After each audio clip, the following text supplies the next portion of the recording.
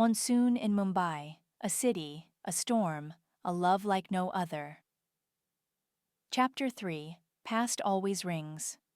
Twice you don't forget betrayal, you fold it into your bones. Aarohi had once believed love could fix things. Late nights with Rishabh watching indie films, rooftop dreams about Paris, his promises whispered in post-midnight darkness. But promises can lie, and so did he. It had been 11 months since Aarohi found him in their shared apartment with a woman wearing her bathrobe. He'd said it was a moment of confusion. She remembered feeling nothing, not anger, not heartbreak, just a blank emptiness that terrified her. "I need to find myself," she had whispered as she packed her bags. Now, as she sipped Kabir's mysterious chai, saffron, cardamom, and something unknown, she remembered that moment and hated that it still had power over her. That night, Rishabh's name popped up on her phone. Rishabh, 5 missed calls. Some things don't stay buried. Chapter 4. Chapters Unwritten. Kabir was an enigma, quiet in a way that made you lean in, listen harder. He never flirted, never asked personal questions. But his presence, it hummed. He handed her books he thought she'd like. He remembered she hated sugar in her chai. He never asked why she always sat in the corner near the emergency exit. "You own this place?" she asked one evening, pretending to sketch while watching him shelve poetry. He shrugged. "Sort of. My parents wanted me to be an engineer. I dropped out and built this with my grandmother's savings." Aarohi raised an eyebrow.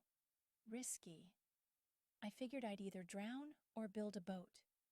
A strange smile tugged her lips. She didn't know why that line stayed with her, or why, that night, she doodled his silhouette in her sketch pad, standing between books and storms. Chapter 5. Rain and Realizations. The rain returned like a jealous ex, angry, dramatic, unavoidable. One particularly violent downpour, the café's power flickered out. Candlelight replaced tube lights. The city became a shadow theater. Aarohi and Kabir sat in silence across from each other.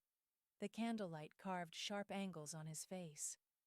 "You always sit like the world might disappear," he said softly. She looked up. "What does that even mean?" "Like you're afraid to breathe too loud in case something good runs away." Silence. Then she whispered, "It usually does."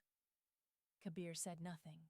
He just reached across and gently pushed a warm cinnamon cookie toward her, as if saying, "Stay." That night, Aarohi didn't sketch. She just sat with the storm and let it pass. For once, not alone.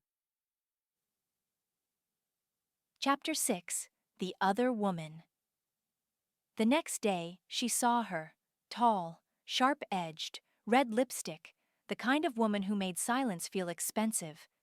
Kabir stood by the doorway, arguing, low voice, tense shoulders. Aarohi couldn't hear the words, but she could see the pain stitched into his jaw. The woman left. Kabir turned, saw Aarohi, and hesitated. "She's my ex," he finally said, walking over. "I didn't ask." "I know." Silence. "She left me 2 years ago, texted me from Singapore, said she couldn't live with someone who loved books more than ambition." Aarohi's breath caught. "Why now?" she asked.